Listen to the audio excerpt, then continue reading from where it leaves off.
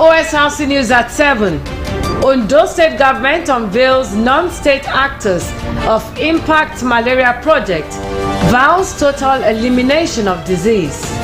Government of Ondo State moves to complete complex abandoned since 2007. House of Representatives to probe technical glitch in 2025 UTME. And from the foreign scene, Israeli strikes across Gaza claim 114 lives.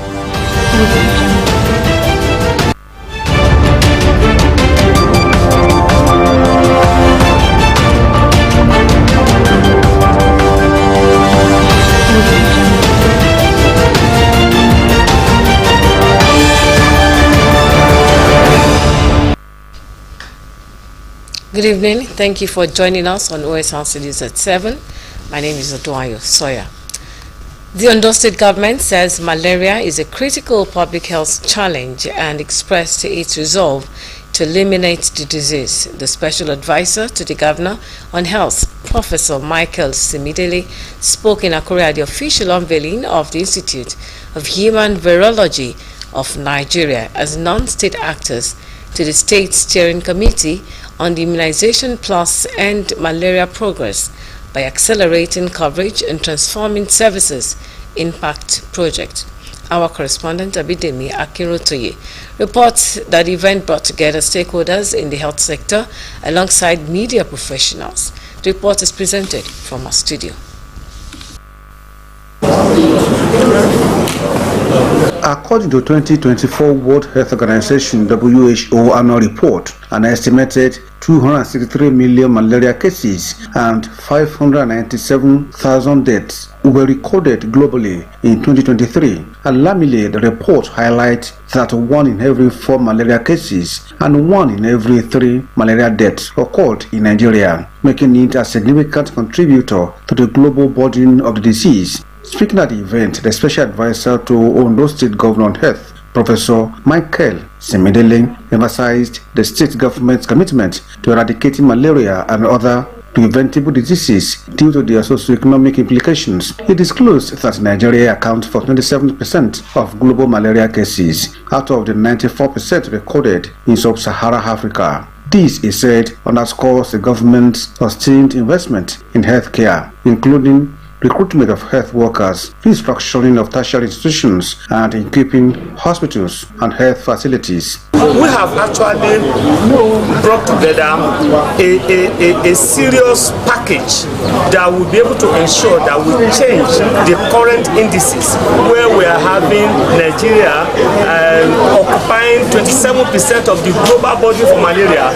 We are working seriously to be able to be sure we change the narratives, and we are very confident we can achieve that with the various methodologies that we have already put in place. Professor Semendele expressed confidence that the involvement of the Institute of Human Virology of Nigeria as a non-state actor will complement existing efforts towards achieving a malaria-free Ondo State. Then we have also strengthened. There's a revitalization process that is ongoing to be able to be sure that our health facilities are also able to effectively manage malaria, both among children, adults, and pregnant women. Drugs for prevention of malaria in pregnancy, that is the SPA, is available, and the normal drug, the ACTs, they are also available to be able to be sure that we take care of our people that are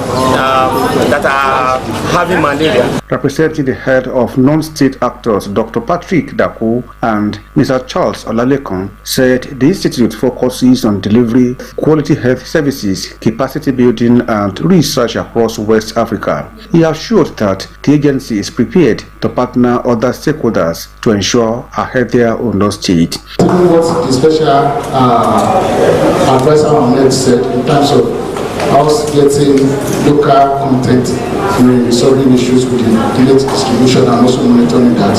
How is known to do that, and also be proud to support the state. Also speaking, the State Project Coordinator of Impact, Dr. Wahid Folanyon, highlighted key achievements, noting that malaria elimination remains a top priority of the Ondo State government. He disclosed that millions of long-lasting insecticidal nets have been distributed across the state alongside continuous training for both public and private healthcare providers. We are keeping the ground running, so as to achieve some of our targeted project development objectives.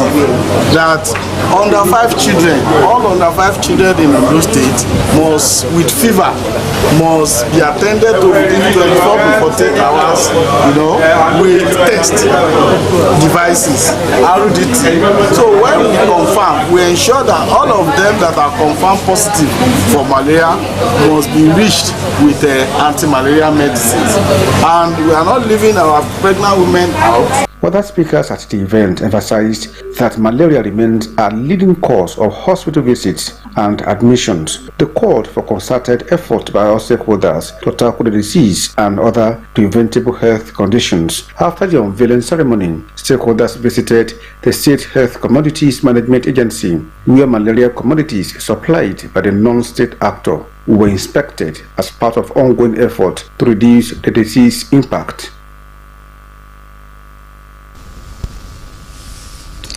The government of Ondo State has vowed to revisit projects abandoned under previous administrations to rid the state of uncompleted structures and reduce wastage of resources. This is part of the efforts of the administration of Governor Lucky Aiyedatiwa towards urban regeneration, especially in Akure, the state capital.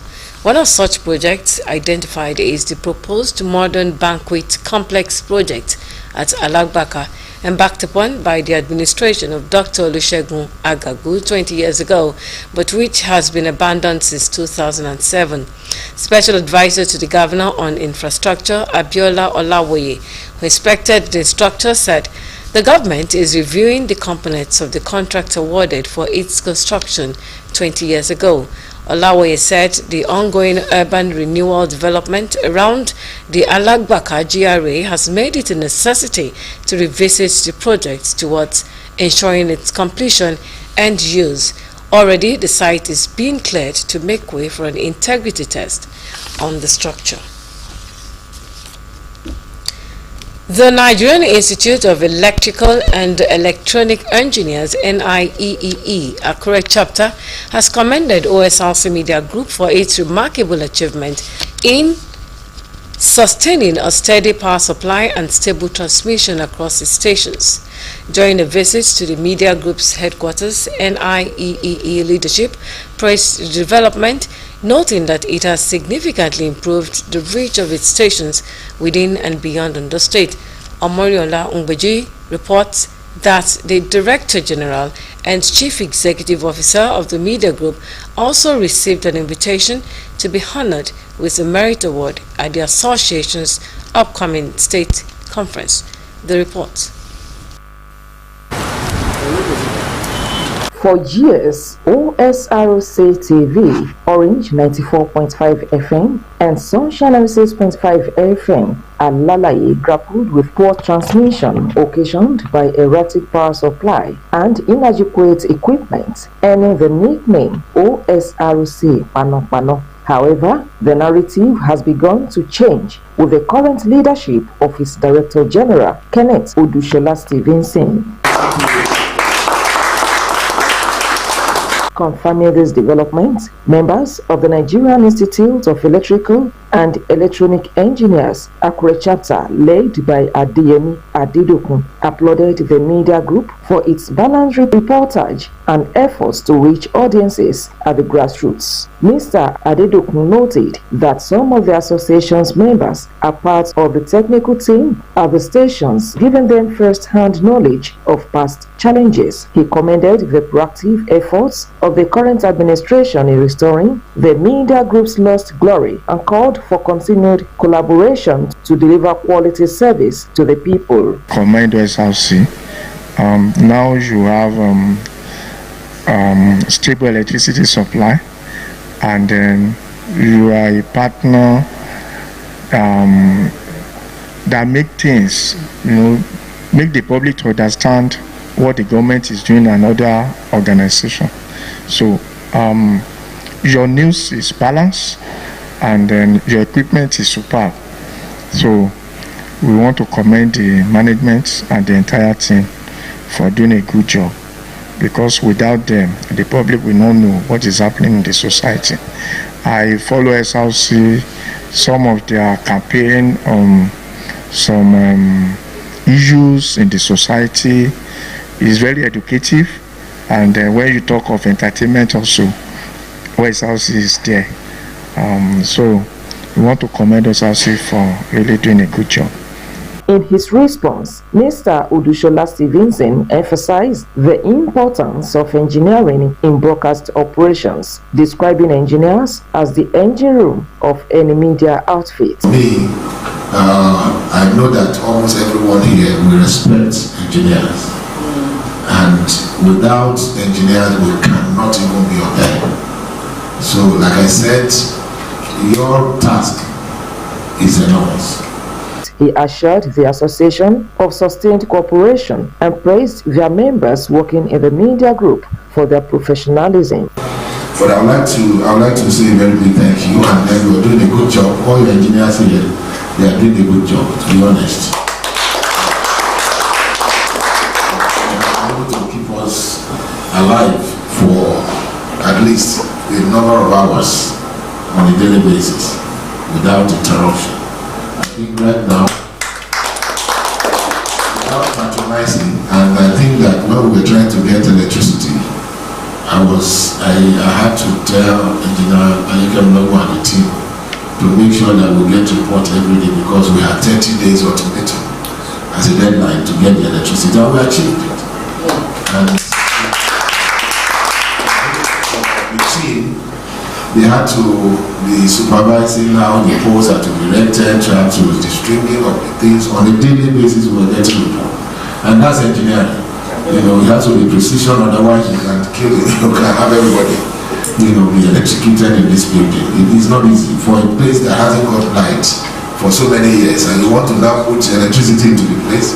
If you are not careful, you can have the whole disaster. So for me, I want to congratulate the team, the electrical engineers that are here, and I want to congratulate all you also for actually putting the conference together, and I'm hoping it's going to be successful. Highlights of the visit was the presentation of an invitation letter to the Director General to be honored with a Merit Award at the association's forthcoming conference in the state.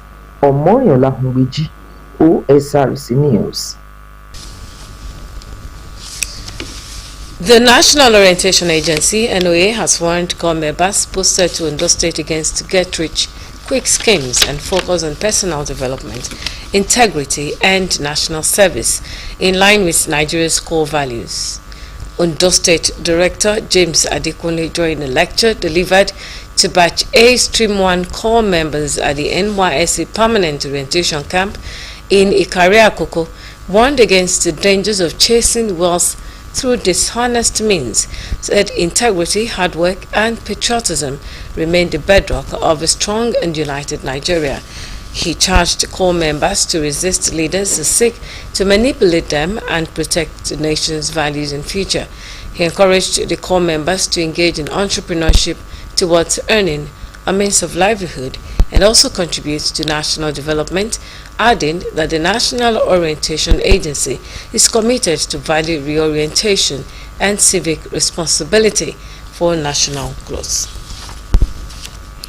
And the House of Representatives has resolved to investigate the technical error that led to the mass failure of the 2025 Unified Tertiary Matriculation Examination, UTME.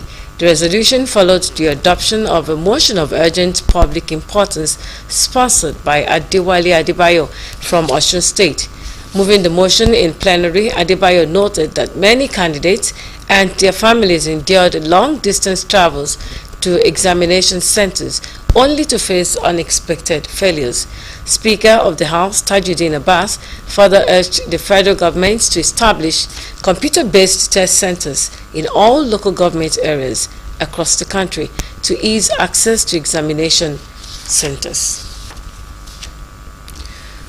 And the Court of Appeal in Abuja has reserved judgment in 3 appeals in a cross-appeal challenging the outcome of the September 21, 2024 Edo State governorship election. The election declared Monday Okpebolo of the All Progressives Congress, APC, as the winner, a result contested by the People's Democratic Party, PDP, and its candidate, Asue Ighodalo. The 3-member panel, led by Justice Mohammed Tanjuma, will announce the judgment date after final arguments are concluded. The appeals include a petition by the PDP and Ighodalo seeking to overturn the election tribunal's April 2 ruling that upheld Okpebolo's victory. The court's reserved judgment follows a closely contested election in which Okpebolo secured 291,667 votes against Ighodalo's 247,274 votes. The police have rearranged social media influencer Martins Osrc, popularly known as Very Dark Man, before Federal High Court in Abuja for allegedly cyberbullying Nollywood actresses Iyabo Ojo and Tonto Dike. The social activist is also accused of cyberbullying Nigerian producer and singer Samuel Ogwachuba, popularly called Sam Clef, among others.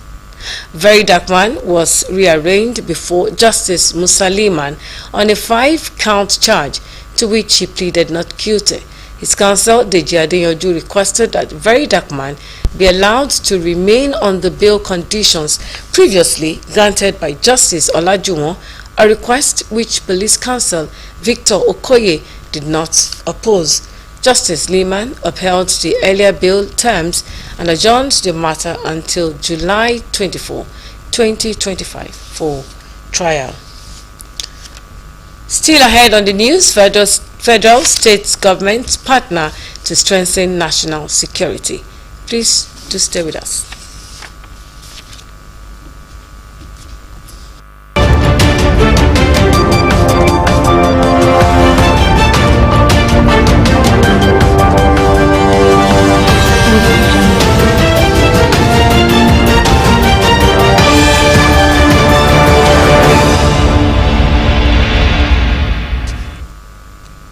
Thank you for rejoining us on the news at 7. You can visit the station website on our website www.osrc.ng or follow us on Facebook at OSRC TV, and on YouTube you can subscribe to our channel OSRC TV Ondo. Moving on to the rest of the bulletin, the rising cost of egg is putting significant pressure on Nigerian households, with many struggling to afford this staple food despite its excess supply. This situation has left farmers worried about low sales, while consumers are finding it difficult to cope with the increasing costs. OSRC's Blessing Obe reports on the factors behind the surge in egg prices.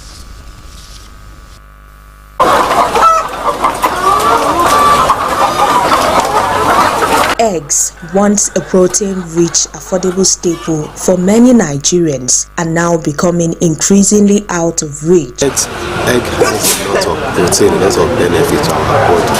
The nutrient is very, very good. And it's because our people did not know the importance of egg or the work that eggs does for our body. That's why they don't eat it. And I want to tell them that egg is good. There are 2 cholesterols. We have the good one and the bad one, but the one that egg supplies is the good one.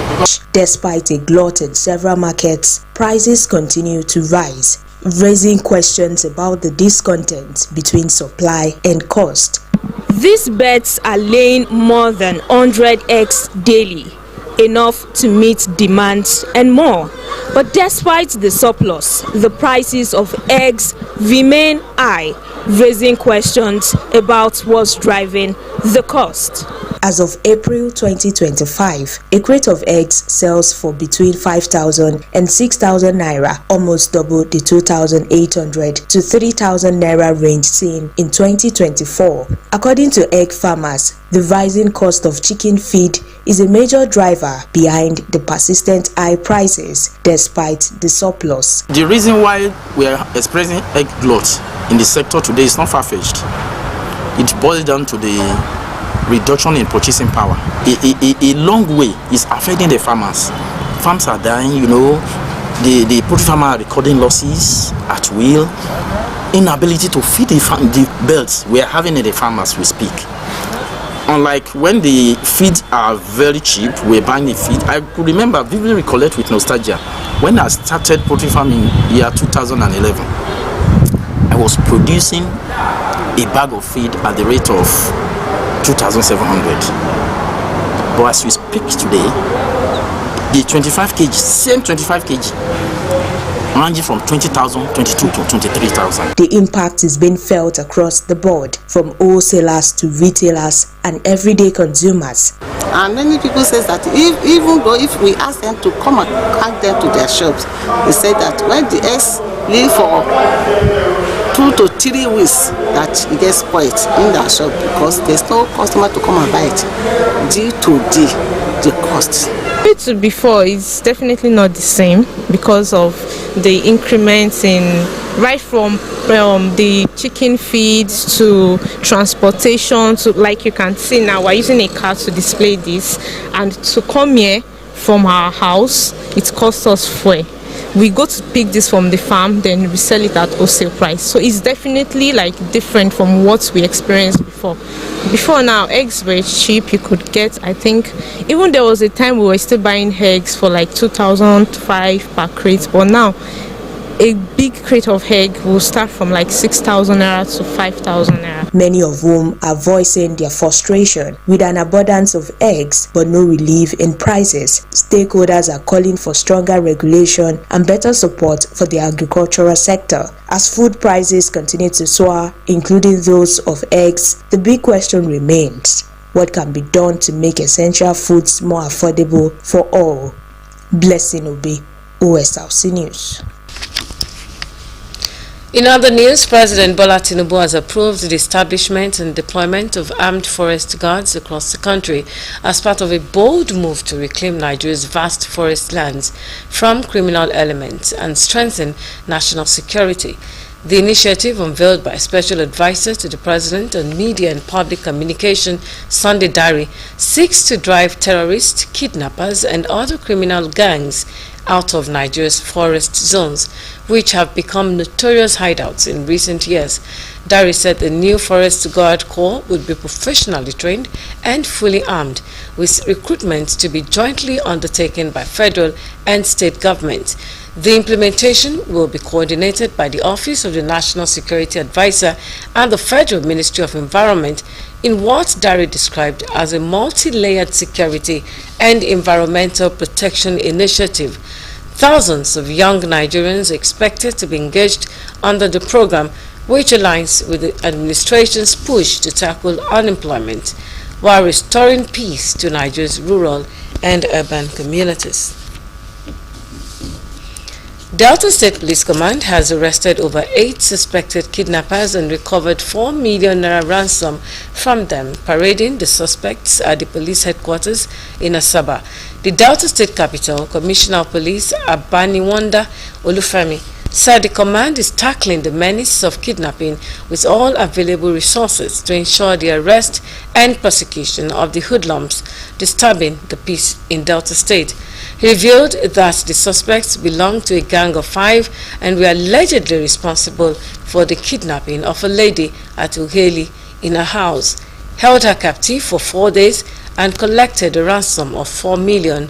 Olufemi said proactive policing, intelligence gathering, and raid of criminal hideouts are part of the proactive policing approach of the command.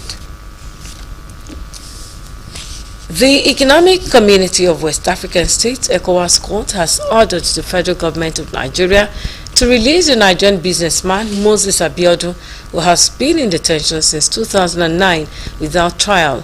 The court also ordered the Nigerian government to pay 20 million naira in compensation to the victim for what it described as multiple violations of his fundamental human rights.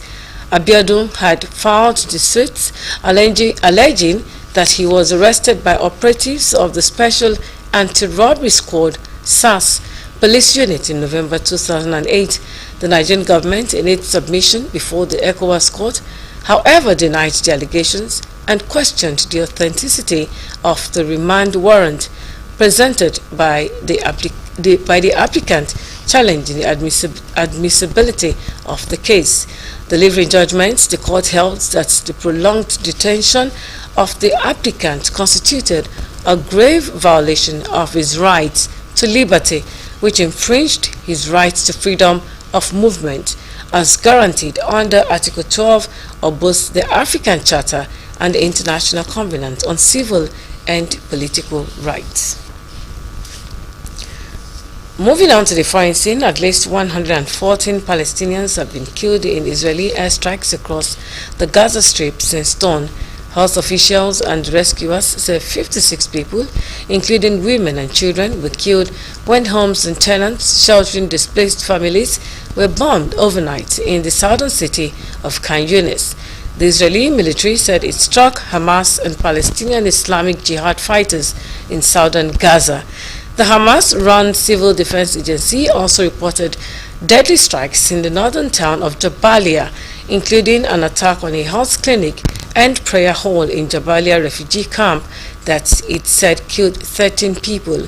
Israeli forces have been intensifying their bombardment of what they say are Hamas fighters and infrastructure ahead of a planned expansion of their ground offensive in Gaza.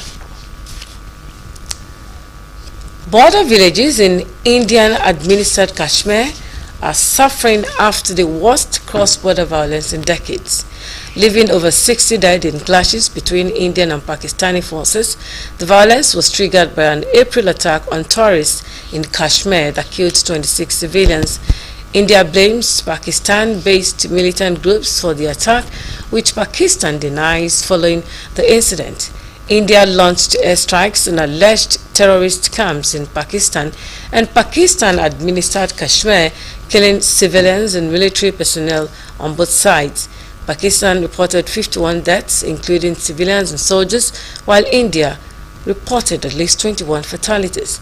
The two nuclear-armed neighbors engaged in days of missile and drone exchanges before a U.S.-brokered ceasefire took effect. Despite initial violations, the ceasefire is reportedly holding, with both militaries committed to avoiding further aggression.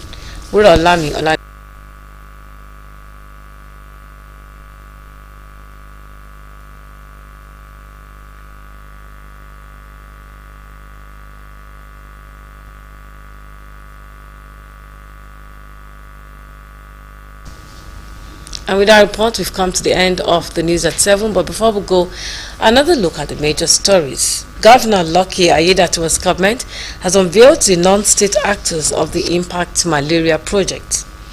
The Ondo State government is vowed to revisit projects abandoned under previous administrations to rid the state of uncompleted structures and reduce wastage of resources. The House of Representatives has resolved to investigate the circumstances leading to the mass failure of candidates in the 2025 Unified Tertiary Matriculation Examination (UTME). And on the foreign scene, we told you that 114 Palestinians have lost their lives following Israeli airstrikes across the Gaza Strip in the last 24 hours. And that's it on the news at 7. Thank you so much for watching. Good evening. Go.